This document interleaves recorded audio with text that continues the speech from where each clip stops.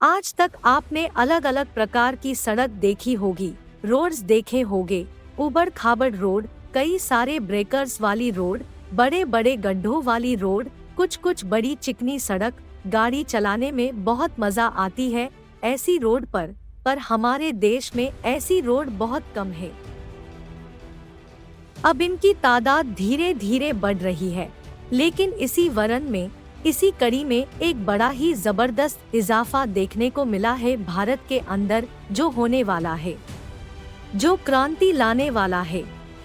पूरा road construction arena है उसमें, और वो है स्टील से बनी रोड। चौंक गए ना? बने रहिए वीडियो के अंत तक, क्योंकि आज हम आपको बताने वाले हैं कि कैसे भारत में बनने वाली है स्टील की रोड। आज हम आपको बताएंगे कि कैसे हमारे देश के वैज्ञानिक ने स्टील के कबाड़ को एक क्लास रोड में तब्दील कर दिया। और अपने देश के वैज्ञानिकों की सफलता के बारे में जानने के बाद आपको उन पर गर्व जरूर होगा। दोस्तों, आप ये तो मानते ही हैं हमारे देश के लोगों के पास कबाड़ से जुगाड़ का जो टैलेंट है उसका पूरी दुनिया में शान है। लेकिन आज हम आपको एक ऐसी तकनीक के बारे में बताने जा रहे हैं जिसे बनाया तो कबाड़ से है, पर ये आने वाले वक्त में रोड कंस्ट्रक्शन को एक नया आयाम देने के लिए काफी है। हम बात कर रहे हैं स्टील के कचरे से रोड के निर्माण की। सुनने में अजीब लगा ना, लेकिन ये सच है। कई साल के रिसर्च के बाद वैज्ञानिकों ने सूरत के AMNS स्टील प्लांट में स्टील के कचरे की प्रोसेसिंग करवा कर गिट्टी तैयार करवाई है और फिर इससे सड़क तैयार की गई है। गुजरात के सूरत में स्टील के कचरे से देश की पहली स्टील सड़क बनाई जा चुकी है, यानी कि ये हो चुका है दोस्तों। इन सड़कों को स्टील स्लैग रोड कहा जा रहा है दोस्तों। ये ना सिर्फ आम तौर पर गिट्टी और तारकोल से बनने वाली सड़कों से मजबूत है, बल्कि सस्ती भी है। स्टील के कचरे से बनी पहली सड़क 6 लेन की है। ये सड़क 1 किलोमीटर लंबी बनाई गई है। अपनी तरह की पहली परियोजना के अध्यात गुजरात के सूरत शहर में हजीरा औद्योगिक क्षेत्र में स्टील के कचरे से बनी एक सड़क बनाई गई है। ये वैज्ञानिक और उद्योग अनुसंधान परिषद CSIR और केंद्रीय सड़क अनुसंधान CRI द्वारा इस बात और नीति आयोग का एक जॉइंट वेंचर है।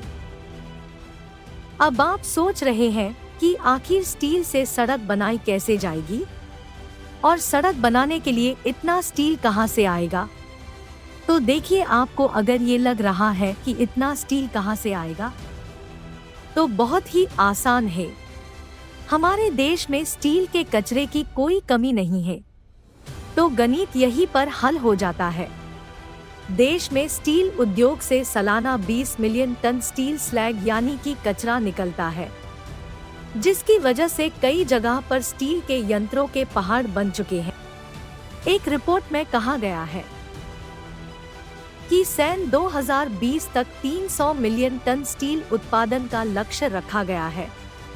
इस हिसाब से हर साल 45 मिलियन टन स्टील स्लैग निकलेगा और ये पर्यावरण के लिए भी बिल्कुल सुरक्षित नहीं है, और इसलिए इस कचरे के निपटारे के लिए वैज्ञानिक काफी समय से रिसर्च कर रहे थे और आखिरकार वैज्ञानिकों ने इस समस्या का हल ढूंढ निकाला है।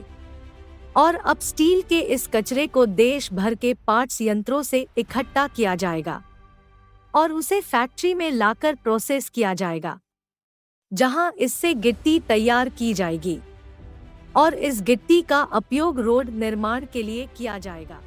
और अगर बात की जाए इसकी मजबूती की, तो इस तकनीक से जिस रोड का निर्माण किया गया है, भारी ट्रैफिक और भारी गाड़ियों के निकलने की वहां से ये रोड हमेशा खस्ता हालत में रहता था।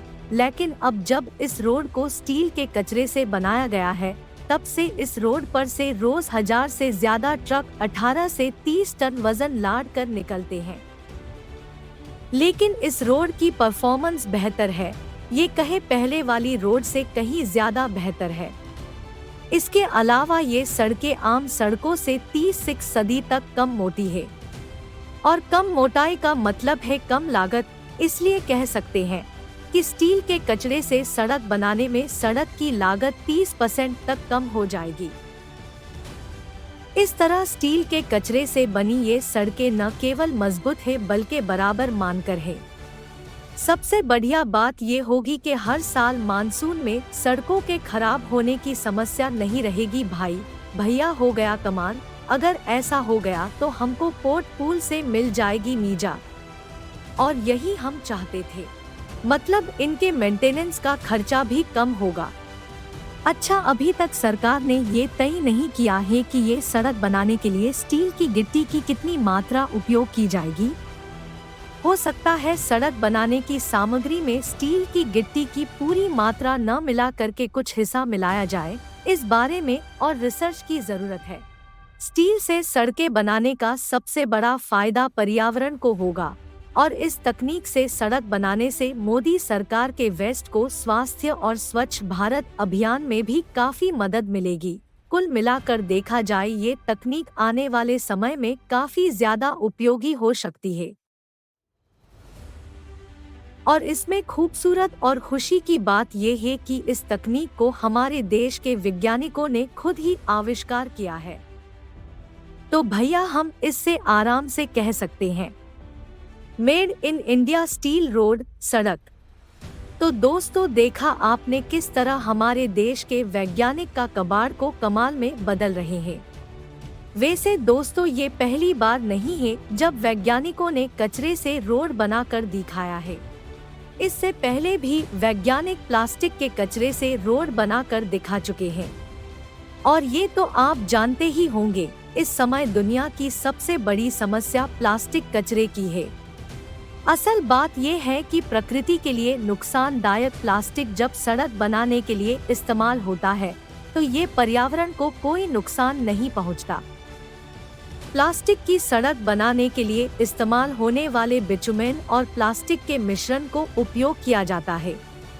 सड़क बनाने की प्रक्रिया में पहले पत्थर को घिसा जाता है, तो प्लास्टिक को छांटकर उसके छोटे छोटे टुकड़े टुकड़े करके उसमें बिटुमेन मिलाया जाता है, जिसके बाद ये मिश्रण सड़क पर फैलाने के लिए तैयार हो जाता है। प्लास्टिक रोड का सबसे बड़ा फायदा ये कि प्लास्टिक से निजात पाने का ये सबसे अच्छा उपाय है, क्योंकि इस प्लास्टिक से निपटने के लिए हमें 1000 साल लग जाते हैं। अब उससे इस तरीके से पीछा छुड़ाया जा सकता है। साथ ही प्लास्टिक रोड में मेंटेनेंस की अवधि भी 10 साल है, और इसमें पानी नहीं धंसता, जिससे पॉटहोल्स यानी कि गड्ढों में पानी भरने की समस्या भी खत्म हो जाती है। माना जाता है कि यह सड़कें बाकी सड़कों से 1.5 गुना ज्यादा टिकाऊ रहेगी। साथ ही 1 किलोमीटर तक निर्माण में 800 किलो प्लास्टिक का इस्तेमाल होता है। तो अगर रोड बनाने में प्लास्टिक का अधिक से अधिक प्लास्टिक का इस्तेमाल किया जाए तो उम्मीद है कि हमें बहुत ही जल्दी प्लास्टिक के कचरे से मुक्ति तो मिल ही जाएगी। दोस्तों, वेस्ट मटेरियल से इस तरह का इस्तेमाल बहुत ही कमाल है। इस तरह से न सिर्फ हम देश के कचरे का ढेर बनाने से रोक पाएंगे बल्कि पर्यावरण को सुरक्षित रख पाएंगे। ये हम सब जानते हैं, जहां आज की तारीख में दुनिया के सामने सबसे बड़ी समस्या औद्योगिक कचरा और प्लास्टिक के कचरे से निपटने की है, और वैज्ञानिकों के द्वारा निकाले गए इन दोनों तकनीकें हैं इस दोनों क्षेत्र में मील का पत्थर साबित होने वाली है। लेकिन एक बड़ा सवाल, सड़कें बन रही है, ठीक है, घर भी बन रहे हैं, विकास लगातार होता जा रहा है, पर हम इंसान जिसे विकास कहते हैं, डेवलपमेंट कहते हैं। सड़कों के बनने को, घरों के बनने को, पक्के मकानों के बनने को कहते हैं।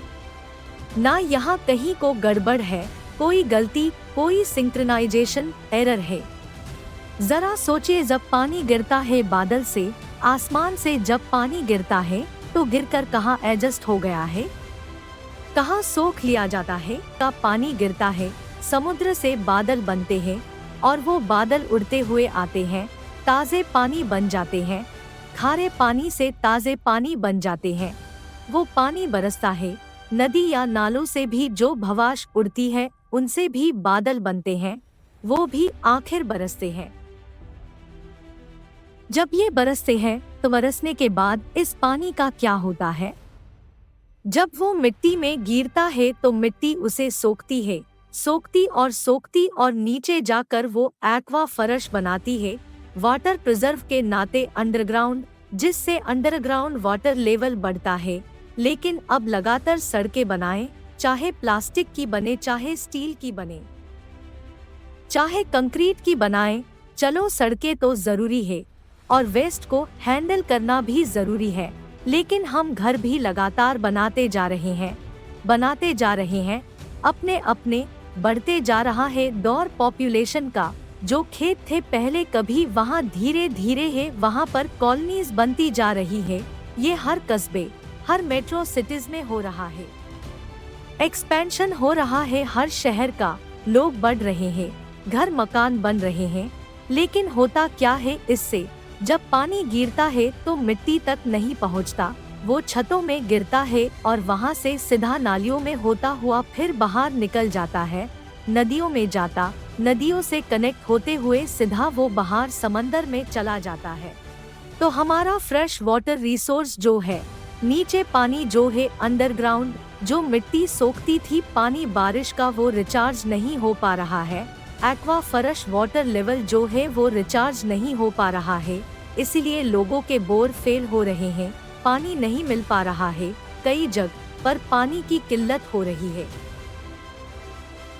अंडरग्राउंड वाटर लेवल लगातार गिरता जा रहा है, इस और भी सोचने की जरूरत है। आज अब हम ये सोचते हैं, तो क्या आपको ये याद है पुराने जमाने में लोग मिट्टी के घरों में रहा करते थे? जरा सोचिए, मिट्टी का घर गर्मी में ठंडा और सर्दियों में गर्म रहा करता था, पर अब ऐशो आराम और फैसिलिटीज के चक्कर में हम कंक्रीट के घर में आ चुके हैं।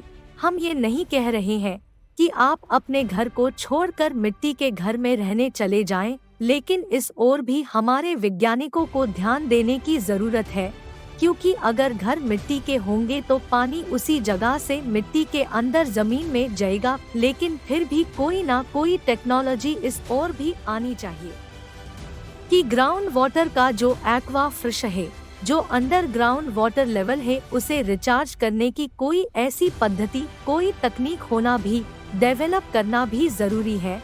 क्योंकि वाटर हार्वेस्टिंग हर किसी के घरों में लगा हुआ है, लेकिन वो काम नहीं कर रहे हैं दोस्तों, कई लोग ये करवाते भी नहीं हैं।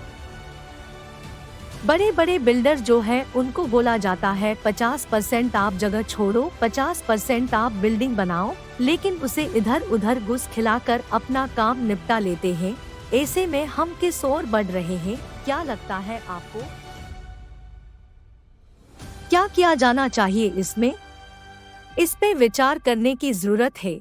इस पे आप अपने विचार कमेंट सेक्शन में जरूर लिखें और अपने दोस्तों के विचार जानने के लिए, रिश्तेदारों के विचार जानने के लिए वीडियो को शेयर करना ना भूले। FB पर, WhatsApp पर, YouTube पर। मिलते हैं एक नए वीडियो के साथ। धन्यवाद।